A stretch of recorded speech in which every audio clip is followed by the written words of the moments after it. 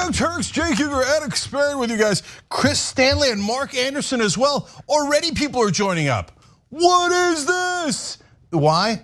Because Chris and Mark, obviously American heroes. They hit the join button below on YouTube. You can do the same thing. All of a sudden, you're part of the Young Turks, and you're helping to bring both the truth and change into the world. Yeah, I said it. Okay, Casper, we got a big show ahead. We do. Yeah, and Anna, you're not gonna believe this, but I'm gonna tell you ahead of time anyway.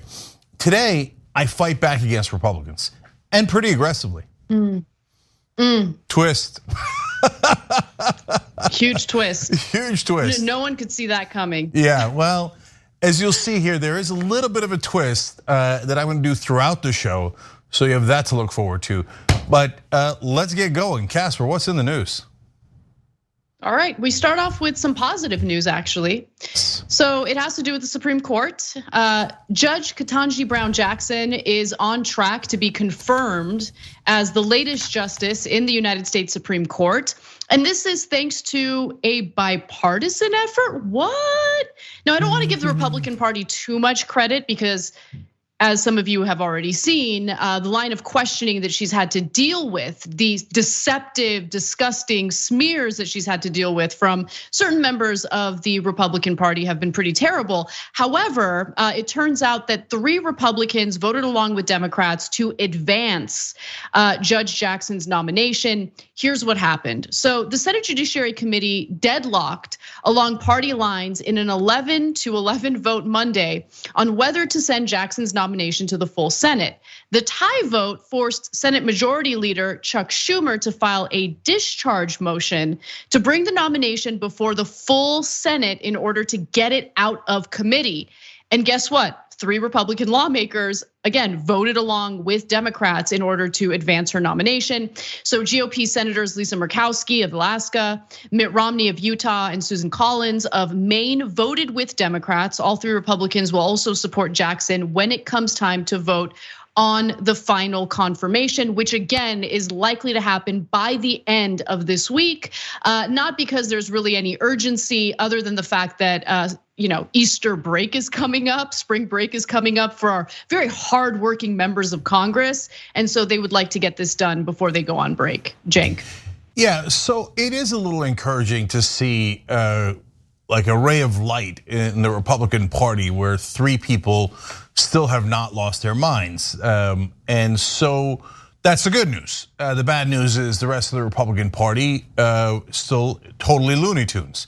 So the reason it got deadlocked in the committee in the first place is because Chuck Grassley joined the lunatics in the asylum. And the reason I tell you that, you probably don't even know a thing about Chuck Grassley, but the people in DC, they've been telling me for years, like over a decade, oh, don't worry about the Republicans going crazy. There's still the old timers who are moderate, wonderful, reasonable people like, and they would always say, Chuck Grassley. So where's he at? Where's he at? And where's all the idiots who push for bipartisanship and say, no, including Joe Biden, by the way. Oh no, my beloved Republican friends are gonna come around. Beloved, okay, look. On the easiest vote of all time, you only got 3 Republicans. She is eminently qualified. No one can reasonably disagree with that. That's why they had to make up the insane thing about the Josh Hawley smears that I don't want to get back into, although we're going to get back into it in a second because we're forced to, because more Republicans are speaking out against it, right? So they invented insane smears against her, and 97% of the Republican Party is all in favor of it. So while I celebrate Romney, Murkowski, and Collins doing the right thing on an incredibly simple vote, don't get it twisted. That is not the majority. That is a tiny, tiny, tiny minority of the otherwise insane Republican Party. And look, I also want to be careful in regard to giving these 3 Republican senators too much credit because this was really a layup. Regardless of how these Republican lawmakers voted, let's just keep it real. It was very clear that Ketanji Brown Jackson would be confirmed by the Senate, simply with the Democrats and only the Democrats voting in favor of her. Manchin came out in support of Judge Jackson, so did Kyrsten Sinema. So there was really no question that she was going to be confirmed. But what do you want your legacy to be remembered as? Do you want to be one of the Republicans who decides to go on the record voting against a Supreme Court nominee who is not only qualified, but is about to make history as the court's first African-American woman? And so for Murkowski, Collins, and Romney, it was a layup. They have presented themselves, especially throughout the Trump years, and even now as the so-called moderate Republicans. I think that the press gave them way too much credit for that, because more often than not, while they might have some strong statements against Trump or against the Trump era Republicans, they typically voted along with Trump and the policies that he championed. So I want to make sure that we give the audience that context because it's incredibly important. That said, earlier this week, there were stories coming out regarding Senate Minority Leader Mitch McConnell and how he was urging the Republican caucus to remain united in voting against Judge Jackson. And Romney, Murkowski, and Collins decided to go against the grain here. And so I guess credit where credit is due, but obviously context, full context does matter. Yeah, it does. And important point about Mitch McConnell before we get to the prime lunatic. So McConnell said that if the Republicans could control the Senate, they would not have allowed Jackson to even get a hearing. Lindsey Graham said, that's it, we wouldn't allow a hearing under any circumstance because they don't care that Biden won the presidency. They just want to block him. They don't care about what's fair. Get it through your thick skulls. By the way, if you're in the audience, you all know that already. I'm mainly talking to mainstream media who are like, oh no, I can't tell who's fair and not fair. I can't tell. So Lindsey Graham says, even if the president is a Democrat for 4 years, they would never allow the president to pick a Supreme Court justice. That's obviously not what's in the Constitution. That's obviously grossly unfair. But the press, like, I can't tell. I can tell. I can tell the Republicans are cheaters. They don't believe in the Constitution, etc. But more importantly, McConnell said, look, we would have forced a more moderate pick. In other words, they would have forced Biden to pick a conservative justice. Not fully lunatic like Gorsuch or Alito, but conservative in that there was one available that conservative Democrats like Jim Clyburn pushed for. That judge was totally pro-corporations in every ruling, right? So they would have put another conservative on the court if the Republicans held the Senate. And you know Biden, he would have collapsed immediately and done that. So now the Republicans are gonna take the Senate, very likely next time around, because Biden's doing nothing to stop it. So that's it, there's no more, Trump gets 3, Biden will probably get 1 here, Judge Jackson. And that's great news, by the way, I don't want to take away from that either, right? So, but giving you full context. But when the Republicans take over, that's it. It doesn't matter that it's 2 years. They're not gonna allow any more Biden picks on the Supreme Court. So wish for the health of all the Supreme Court justices, because the playing field is so uneven. They put in a justice, well, a week or 2 weeks before the election, whereas we will not be able to get a justice 2 years before an election. Right. I mean, McConnell is transparent about what his objectives are. And what's frustrating is the treatment is not returned in kind. You do not get the same type of treatment toward the Republican Party from Democrats. What you hear over and over again from Democrats, people like Joe Manchin, is the necessity for strong Republicans. That's how our government works. And this so-called desire to work alongside or work with Republicans with this imaginary nonsensical notion of bipartisan legislating and rulemaking, but we all know what that really translates to. It translates to, hey, we're looking for an excuse as to why we keep empowering the Republican Party to carry out pro-corporate policies. And the reason why they do that is because they have the same donors. So while rhetorically the two parties are very different, and obviously when it comes to social issues, they're very different. When it comes to these types of bread and butter issues, when it comes to judicial nominees, they're usually in agreement for the most part in regard to pro-corporate nominees, pro-corporate judges. Look, Judge Jackson, of course, is qualified. I'm happy that she's certainly on the left compared to some of the justices that we have in the Supreme Court right now. But make no mistake, she definitely has some pro-corporate rulings in her history as well, which is why Biden would nominate her, which is why you would have 3 Republicans who would also vote in favor of advancing her nomination. That said, the initial possibility, the first potential nominee that we talked about on the show was far worse. She had a lot more blemishes on her record that were pro-corporate than Judge Ketanji Brown Jackson does. I do want to also just quickly give you a statement from Lisa Murkowski, because I thought what she had to say was interesting. I want to get your thoughts, Cenk. She said in a statement, after multiple in-depth conversations with Judge Jackson and deliberative review of her record and recent hearings, I will support her historic nomination to be an associate justice on the United States Supreme Court. My support rests on Judge Jackson's qualifications, which no one questions. Her demonstrated judicial independence, her demeanor and temperament, and the important perspective she would bring to the court as a replacement for Justice Breyer. She also continues to say, it also rests on my rejection of the coercive, I always have a hard time pronouncing this word, apologies, but politicizing essentially of the review process for Supreme Court nominees, which on both sides of the aisle is growing worse and more detached from reality by the year. While I have not and will not agree with all of Judge Jackson's decisions and opinions, her approach to cases is carefully considered and is generally well reasoned.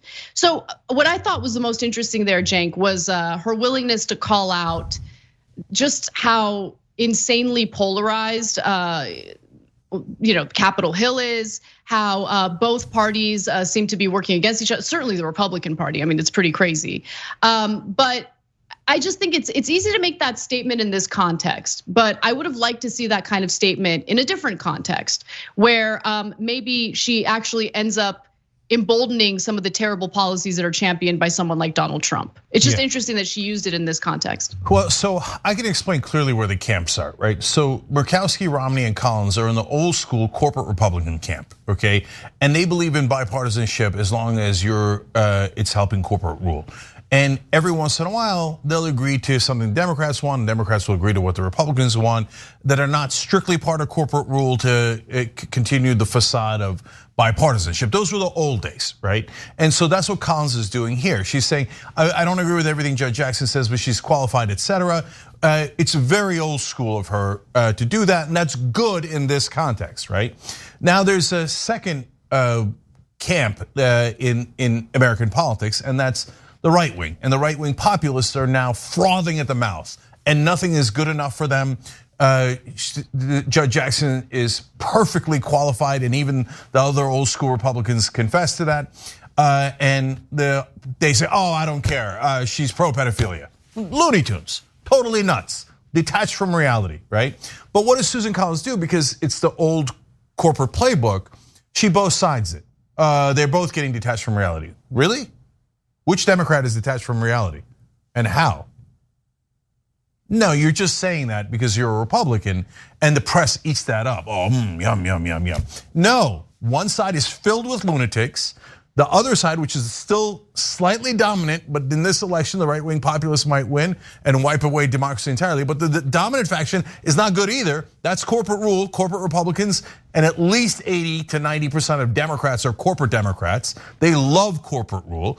And then you have the tiny 10% wing in the political sphere for today. In reality, the public is so much more progressive than any of these guys, and I could show it in the polling. But for now, there's about 10% of the Democratic Party that's actually populist left, right? So I would argue, and I could prove with facts, that they're the only sane ones. But for the moment being, these allies of ours, like Murkowski and Romney, that are from the corporate camp, are not, of course, in the long term, our allies at all. We have to defeat corporate rule. That's the oppression that has ruled for the last 40, 50 years, okay? But for the moment being, we need their help in defeating the fascists on the right, because otherwise there ain't gonna be a next election to argue over. So that's your full context. I'll take the vote and thank her for it, Judge Jackson. And by the way, I'll thank Biden too, because Judge Jackson overall is a very, very good judge. And I'll give Biden credit all the way to the end. This is one of the positive things he did. Anna, you're muted. Apologies. So we've got to take a brief break, but when we come back, we have more news for you, including how Amazon is trying to censor its employees following the successful unionization effort in Staten Island. We've got that story and more when we come back.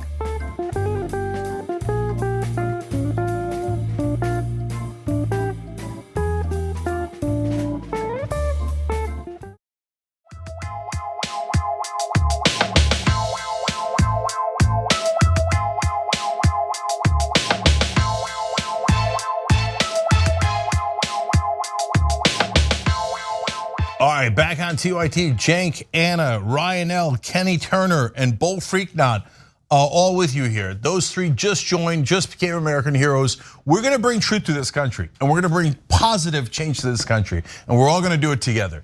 Thank you for hitting the join button below the video on YouTube. Everybody else, you can go to tyt.com/join and be part of the effort here as we retake the country. And yes, we're definitely gonna do that.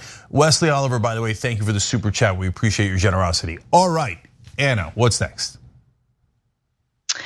All right, well, let's talk about the Supreme Court nominee and the fallout following a bipartisan effort to advance her nomination. So, Marjorie Taylor Greene has decided to attack Senate Republicans who actually voted in favor of advancing the nomination of Judge Ketanji Brown Jackson. She was nominated by Joe Biden for the Supreme Court. And it turns out that Lisa Murkowski, Susan Collins, and Mitt Romney voted in favor of advancing her nomination. She's very likely to be confirmed as the newest Supreme Court justice by the end of the week. Now, Marjorie Taylor Greene has decided to use a tried and true method of smearing these Republicans as pedophile supporters. So let's take a look at what her tweet said. And remember, this is a woman who is good friends with Matt Gaetz, who is under investigation by the DOJ for possibly having sex with a minor and paying for her travel across states. Now, Marjorie Greene says Murkowski, Collins, and Romney are pro-pedophile. They just voted for KBJ. Again, we're talking about a woman who has nothing to say about what Matt Gaetz is being investigated for. But the pedophile smear is just the perfect tactic for right-wingers, both politicians and voters who want to go after someone they don't like. And this is exactly what she's doing here. And she's going after Republicans. So there's no limits, there's no rules anymore, there's no nothing on the Republican side. It's total open warfare against everyone. So but look, normally the saying goes, two can play at that game, but not in America. Democrats can't play at that game at all. Democrats are always saying, "Oh, it's so hurtful. We're so offended." Boo! Like Cory Booker about Judge Jackson. He's in response to all of this. He was like, this really hurts and it's very hurtful. No, Cory, you're not supposed to cry in politics. You're supposed to punch them back and have them cry and talk about how Cory Booker is hurting their feelings. Okay, no, but Democrats cannot play at that game, so I'll do it for them, okay? Marjorie Taylor Greene is constantly doing events with Matt Gaetz. Matt Gaetz is accused of having sex with underage children. So I guess that makes Marjorie Taylor Greene pro-pedophile. And she did that with an actual person charged with actually having sex with someone who's underage, and after he was accused of that. And she went on a tour with him. So she's on a pro-pedophilia tour. Okay, that's Matt Gaetz, but that's not all. The Republican Party's littered with pedophiles. Remember their former House Speaker, Dennis Hastert, got busted and convicted of molesting young boys. That's who Republicans are. They have no morality. They have no decency at all. Those are facts. Jim Jordan, current Republican, accused of knowing about child molestation as he was a coach, a wrestling coach, that another coach was doing, and he didn't do anything about it. All the former students said, "Oh yeah, Coach Jordan, he knew," and I guess he didn't mind because he's pro-pedophilia. And Marjorie Taylor Greene has no problems with Jim Jordan because she's pro-pedophilia. But one last one, their big daddy, Trump. I'm gonna say it every time now. Trump said about Jeffrey Epstein, the worst child pedophile in American history, that he was, quote, a terrific guy. And he said about him once, he's a lot of fun to be with. It's even said that he likes beautiful women as much as I do, and many of them are on the younger side. So when did Trump know that Epstein was a pedophile? When did he know it? And why didn't he say anything to the authorities? Instead, he bragged about what his friend, the pedophile, used to do with young girls. He bragged about it. Marjorie Taylor Greene, you support Donald Trump. There is no question factually that you are pro-pedophile based on your record of support for people who clearly either engaged in pedophilia or rhetorically, proudly boasted about their pedophile friends. Those are facts, Marjorie Taylor Greene. I'm sick of the Republicans doing smears without anybody fighting back with actual facts. Yeah, and not to add like another 10 minutes to this conversation because it's so abundantly clear that she's full of crap. But remember, Trump also, during a press conference following the arrest of Ghislaine Maxwell, who groomed teens and found young women to be essentially raped by Jeffrey Epstein, Trump wished her well at a press conference. I wish her well. Okay, that's their guy. That's the person that Marjorie Taylor Greene and the Republican Party overall supports. So look, I remember all of these Republican lawmakers who were later outed as gay, which I have no problem with.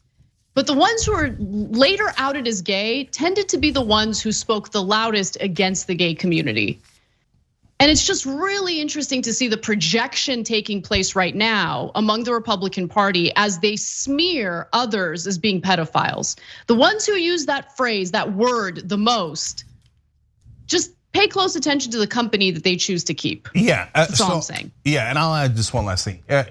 For all the QAnon people, is it possible that the Republicans tricked you into bashing the wrong party? Knowing that their leader celebrated pedophilia, and even on TV when he was president, when Ghislaine Maxwell, along with Epstein, the worst child molesters in American history, he said he wished her well. And then they accused the Democrats to throw you off the scent. When it's the fact that Republicans are pedophiles, not all of them, but their top leadership, Speaker of the House, head of the Conservative Freedom Caucus, the president himself, one of the leaders in Matt Gaetz. Well, if they wanted to keep doing pedophilia, QAnon followers, what would they do? They would have you attack the wrong people while they're doing it out in open. So think about it, okay? I'm just asking you to think about it, and then you tell me why you support all those people who are clearly and obviously pro-pedophilia. Wait a minute. If you're part of QAnon, are you pro-pedophilia? Because if you support these monsters, it certainly seems that way. All right, well, let's move on to our next story. Amazon is now looking for ways to censor its own employees following the unionization win of Amazon workers in Staten Island, New York. Now, how are they planning on doing this? According to internal documents reviewed by Ken Klippenstein over at The Intercept, they're planning on doing it through their internal messaging app, which is likely to be rolled out by the end of this month. Amazon, according to Klippenstein, will block and flag employee posts on a planned internal messaging app that contain keywords pertaining to labor unions. An automatic word monitor would also block a variety of terms that could represent potential critiques of Amazon's working conditions, like slave labor, prison, and plantation, as well as restrooms, presumably related to reports of Amazon employees relieving themselves in bottles to meet punishing quotas. And so there are lots of words included in this internal document. And apparently this issue came up as the executives and managers were having some sort of meeting about how to roll out this app, what kind of features it's going to contain. Following a meeting about the internal messaging app, an auto bad word monitor was devised, constituting a blacklist that would flag and automatically block employees from sending a message that contains any profane or inappropriate keywords. In addition to profanities, however, the terms include many relevant to organized labor, including union, grievance, pay raise, and compensation. Other banned keywords include terms like ethics, unfair, slave, master, freedom, diversity, injustice, and fairness. Even some phrases like "this is concerning" will be banned. It's just like, where are the Republicans claiming that the corporate world is too woke? Where are they? Where are they? I want to know where they are. Where are the free speech warriors who spend literally all day on Twitter crying about how censorious the left is? Let's have a conversation about this type of censorship that is very likely to take place as they roll out this internal messaging app. By the way, will their workers even have time to engage in chats with their colleagues as they're dealing with these crushing quotas, so much so that they have to urinate in plastic bottles? Just curious. Anna, that is an excellent question, and I had not thought about it in that context, to be honest. That's literally a list of canceled words. I mean, you want to talk about political correctness? You will not be allowed to say factually correct things. By the way, including, I've got to go to the restroom, right? Because those words have been canceled by a corporation. The number of Republicans you will see complain about that is zero. We're predicting ahead of time. All those guys pretending to be populist. Oh, we're taking out corporations and Disney is woke and those other guys are bad. Okay, where are you at? This is to protect the average American worker. Where are you at, Republicans? None of them will ever criticize Amazon for this. You know why? Because they're corporate America's bitches. All those liars like Matt Gaetz, Marjorie Taylor Greene, when push comes to shove, they're kissing the ass of corporate America, and they're not actually gonna do anything about the workers. Higher wages, they hate the idea. Protecting American workers, they despise the idea. Do you understand? All those right-wing populists don't mean anything other than, they're talking about race. I don't like to talk of race because I'm a racist, I don't like it. All they are is hate and fear. In terms of actually protecting their own voters, they would never do it. They would never, ever do it. Instead, every one of them will be licking the ass of Amazon, even though they're doing the most political correctness you've ever seen. No, I mean, 100%. Right-wing populism it starts and stops at them throwing hissy fits over some, random Black Lives Matter sign that a company might post somewhere within the building, outside the building, which, by the way, everyone, including the left, knows is nothing more than pandering, doesn't really mean anything. If you actually care about people's lives, including the lives of your Black employees, for instance, maybe improve the working conditions, maybe stop firing them when you find out that they're actually trying to organize a union. But of course, the right wing is not at all interested in improving working conditions, or more importantly, ensuring that there's some equilibrium of power within these corporations to ensure that workers are empowered to protect themselves, to protect their wages, to have better working conditions. The right-wing politicians are not in favor of that. But I do want to draw a distinction because there are certainly right-wing voters who want better working conditions. I mean, you look at various strikes that happened in this country quite recently, like the strike that happened at John Deere. You think that all those workers are on the left? No, they're not all on the left. I'm sure there's plenty of conservative workers at John Deere who took part in that strike and they demanded better pay, better working conditions. But there's a reason why Republican lawmakers, corporate funded Republican lawmakers, run away from these types of discussions because they're not about economic populism. They're not about empowering workers. They're about serving their corporate donors, something that we talk about on the show often. But I want to get to some other pretty hilarious statements coming from Amazon about this internal messaging app because, well, what's the point? What is the point of this app, especially since it's going to censor its own employees? The major goal of the program, Amazon's head of worldwide consumer business, David Clark, said, was to reduce employee attrition by fostering happiness among workers and also productivity, of course. Yeah, a great way to support or emphasize happiness among your workforce is to treat them well and to not censor them and to not fire them if they're conversing with their colleagues or coworkers about potentially organizing. There's more. They plan on making their employees happy through shout outs, because I mean, who wants bathroom breaks when you can get a shout out? So shout outs would be part of a gamified reward system in which employees are rewarded virtual stars and badges for activities that add direct business value, documents state. At the meeting, Clark remarked that some people are insane star collectors. I don't know about you, Cenk, but I think you're messing up, bro.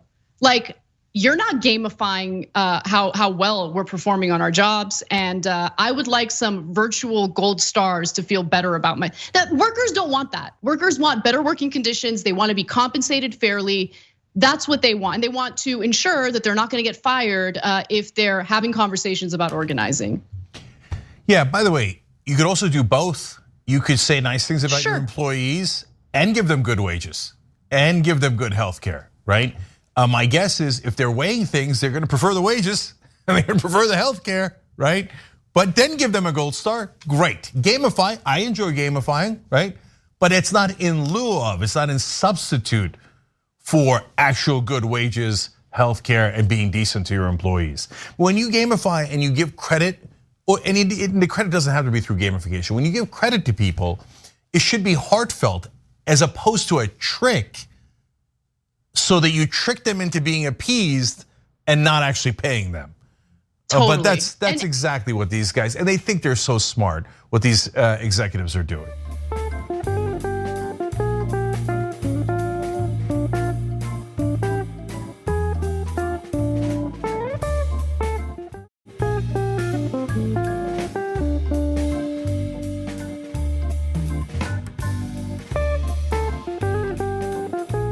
Final thing I wanted to remark on is, look, Amazon and other major corporations are panicking because there is this, effort to organize among workplaces, and it's something that we haven't seen in this country for many, many decades.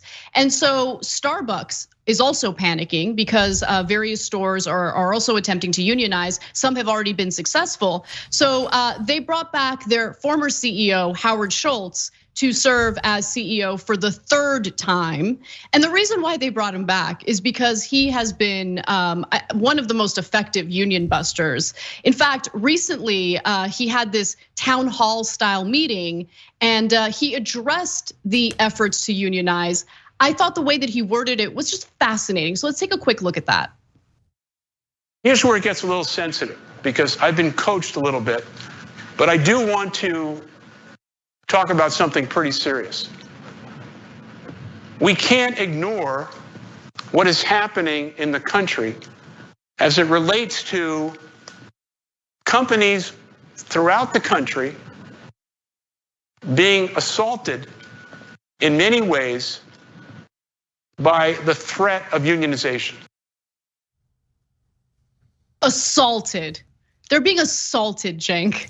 They're being assaulted by that threat. It's just hilarious. By the way, I should note that about an hour after that town hall, Starbucks fired a Phoenix-based barista, Layla Dalton, beautiful name by the way, a move that was seen as retaliation for her involvement in union organizing at the store where she worked. Last month, the NLRB, National Labor Relations Board, issued a formal complaint against Starbucks for disciplining 2 employees, including Dalton, for working to unionize their Phoenix shop. Cenk. Okay, Starbucks last year made $4.87 billion in profits. When the executives kept all of that and the shareholders kept all of that, the workers didn't say they were assaulted by Howard Schultz for keeping the money.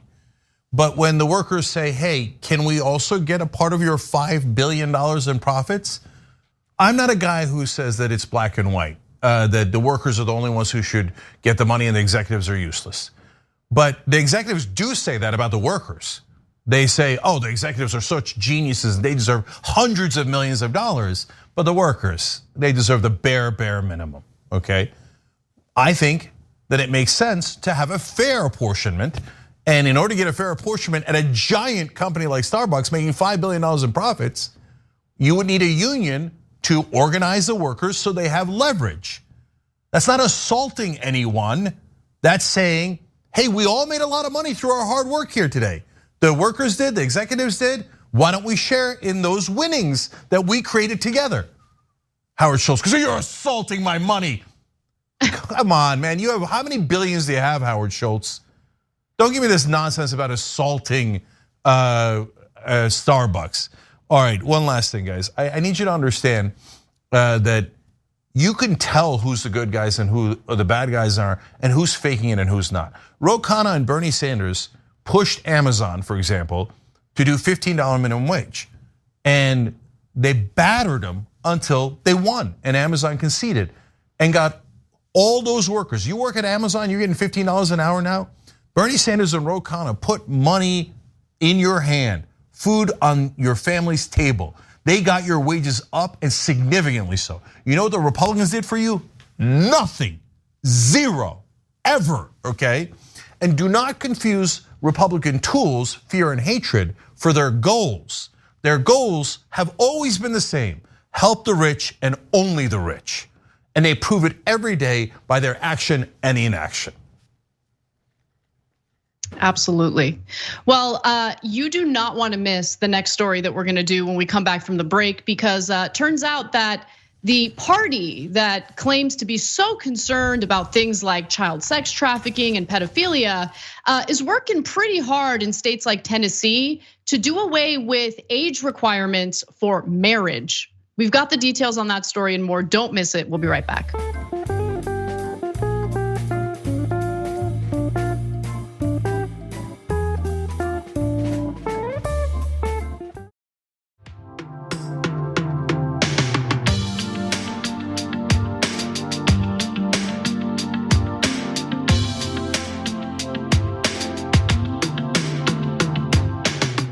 All right, back on TYT, Cenk and Anna with you guys. Casper. Let's take a little trip over to Tennessee. Republican lawmakers in Tennessee are proposing legislation that's meant to be hateful toward gay people. They want to establish common law marriage as being between one man and one woman. But what's interesting about their proposal is that it does away with any age requirements associated with marriage.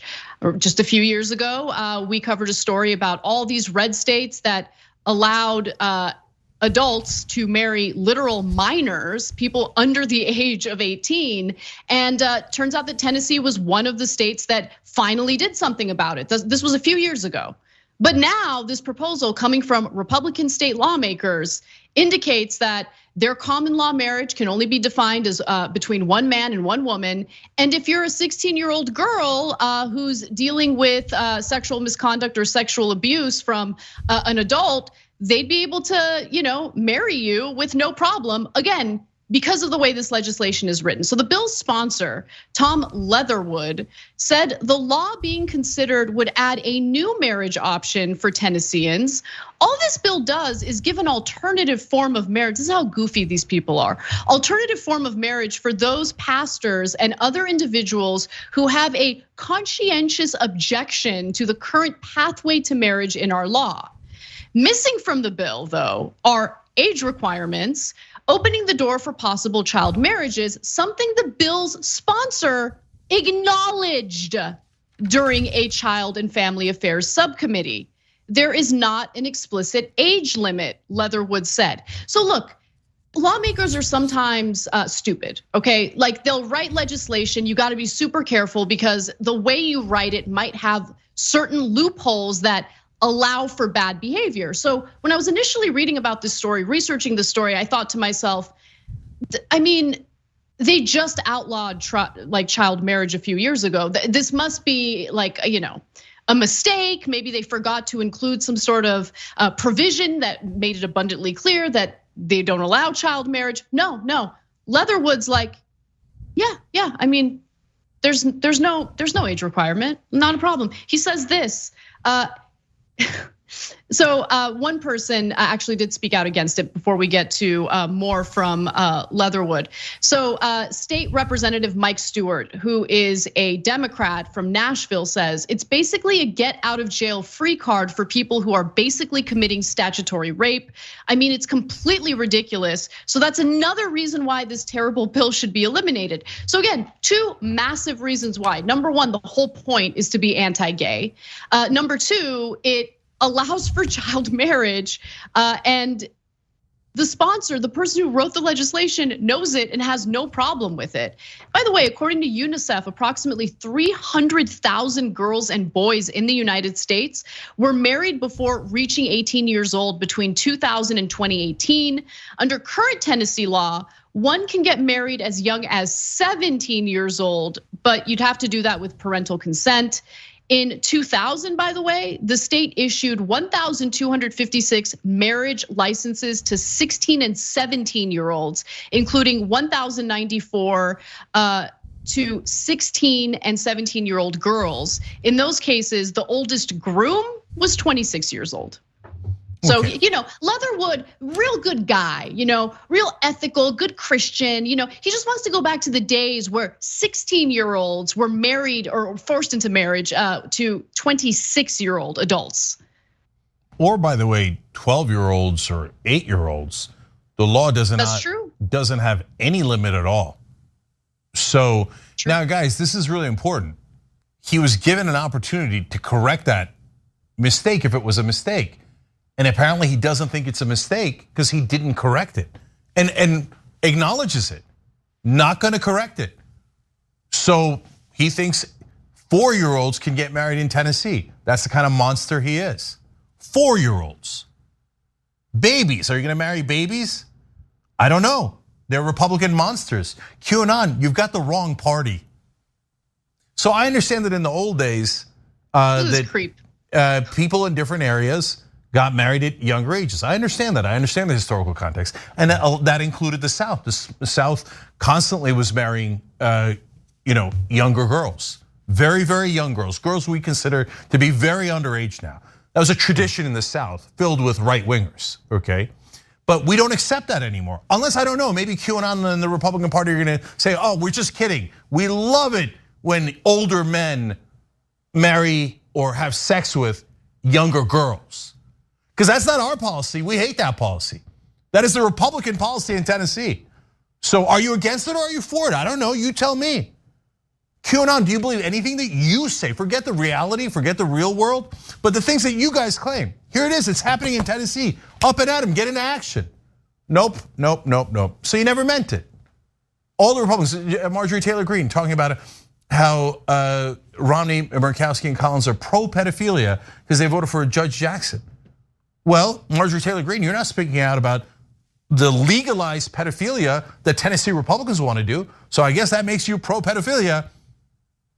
So look, it's not my policy, it's your policy. So what are you going to do about it? Look, on the issue of gay marriage, that's obvious. Anyone who doesn't realize that Republicans are against gay Americans having the same rights as straight Americans is either obviously lying, Dave Rubin, or just doesn't know anything and just wandered out of the woods, like doesn't understand. It's the Republican Party that is passing laws against the LGBTQ community every single day, including, I don't think they should be allowed to get married. I don't think they should have the same rights as straight Americans. So by the way, all those Republicans who believe that, it's okay, you want to live in a theocracy and you want to go back to the medieval ages and all that. So I get it, that's fine, it's your right. I believe in freedom of speech, it's a free country, let's vote, let's see how it turns out. But you don't get to say you're American. America is for equality. They didn't say except gay people in the Constitution. You should read the Constitution. I know you never have and you never will because you bathe in your ignorance. But every time you strike out against the gay community, you're saying, I hate America. I don't believe in the idea of equality. And now though, you really don't even have to get to it. I mean, look at that, 300,000 babies married off in the last 20 years or so in this country. Underage kids married off. In mass, QAnon, in mass. 300,000 of them. And the Republicans say, yes. So who's a pro-pedophilia party? Because right now, the facts clearly indicate it's the Republicans. Well, why don't we move on to our next story? Because it turns out that there's yet another religious person, in fact, someone associated with Ron DeSantis, who got caught in a sex scandal of his own.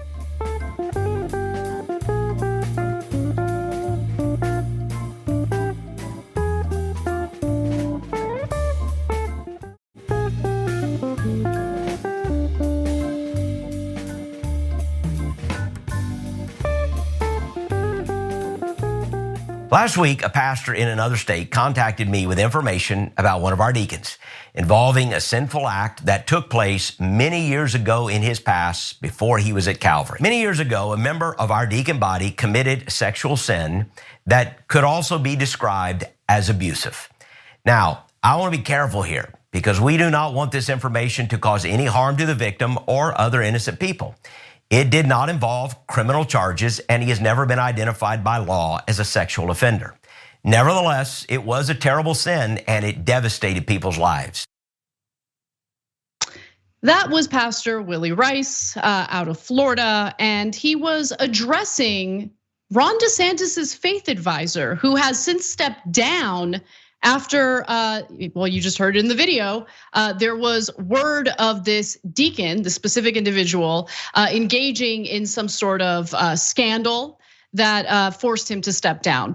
Now, there wasn't much specificity in this announcement, but there was a report from 2005 in the Tampa Bay Times, which will give you some idea of what this is probably about. But first, some context. Jeff Ford of the Florida governor's Faith and Community-Based Initiative was recently dismissed from his role as a deacon of Clearwater's Calvary Church after it was revealed he had a history of sexual misconduct when he was a teacher. Now, again, there wasn't much specificity in the announcement, the video that you just watched, but here's what we know based on a 2005 report out of the Tampa Bay Times. They reported that Jeff Ford resigned from J.W. Mitchell High School at the age of 27 because he was in a relationship with one of his students who allegedly at the time was 18 years old, and since she was 18 years old, he wasn't charged with a crime. If she was underage, of course, he would be charged with a crime. But since he was a teacher who was engaging in a relationship, an intimate relationship with an 18-year-old, he was essentially fired from that school.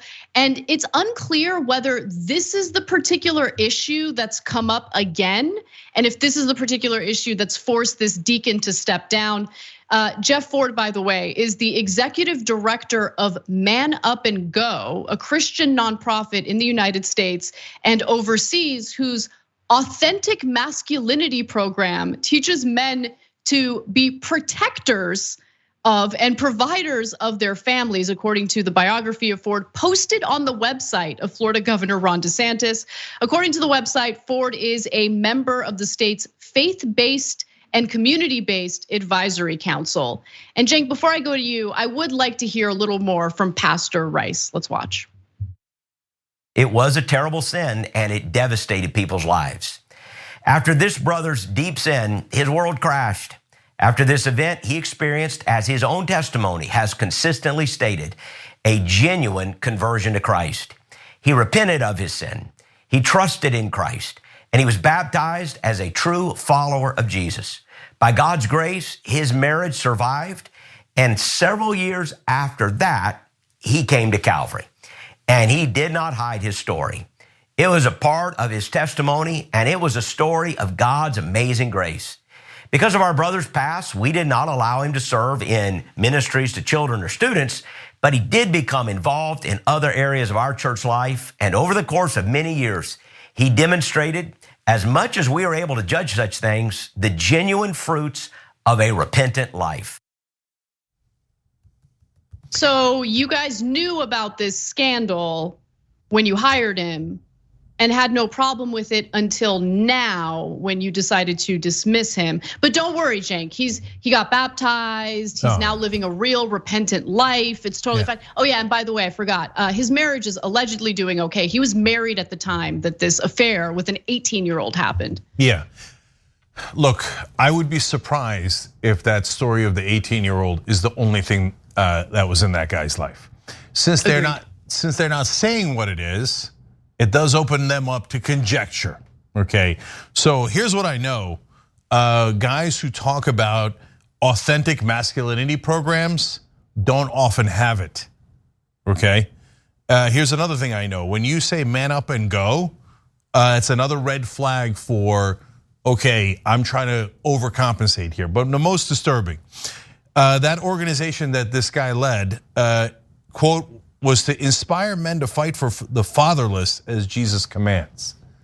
And then they mainly worked as a nonprofit in Uganda, Ethiopia, and the Dominican Republic. That's got red flags all over it.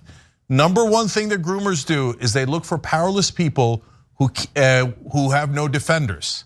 And we've covered other stories before where kids that are fatherless are a giant neon sign to abusers. Come here, there's no one to protect them, and you could do whatever you want. So until they tell us what he actually did, I have to assume that it's way worse than they're letting on. But even if it was just what they said, Ron DeSantis currently has on his faith-based and community-based advisory council a man who his leader, the leader of that pastor, the one you just saw, said committed sexual sin that could also be described as abusive and that devastated families. So Ron DeSantis, what are you hiding? What kind of freaks are you hiring to be so-called faith leaders? Is it a deep state operation to try to actually get deeply sexually abusive priests into official government positions so they could do more abuse? I don't know, because they won't say what the guy's crimes were. We know one instance where he did something, but they seem to know something way, way worse, talking about sexual sins that were abusive. So what did he do? What does Ron DeSantis know, and when did he know it? And why is this guy still on his board? Seems like a pro-pedophilia position. That's what it looks like to me. Look, the Republicans are constantly projecting, oh, I bet there's pedophilia happening in a basement somewhere in a pizza shop. Really? Why don't you look at your own faith-based group? I don't know, you tell me. You're the one constantly prattling about pedophilia, yet all of a sudden, while you're distracting people with Democrats and pizza parlors, look at your own faith-based group. What did this monster do? By the way, I believe in repentance. So maybe it was just the teacher-student relationship, just that he slept with his, and I put just in air quotes, that he slept with his student. If that's the only thing that happened, you should clear the guy's name. And I mean, it doesn't clear his name, but right now, the way they're hiding what he did sounds way, way, way worse. And of course, the person helping him to cover up is Ron DeSantis, because that's the kind of pervert and sick man that he is. Well, that does it for our explosive first hour, but stick around because hour two is just as, if not more explosive. We're gonna start off with an insane campaign ad that JD Vance just put out. You don't wanna miss it, come right back. Florida's ground zero for God's waiting room.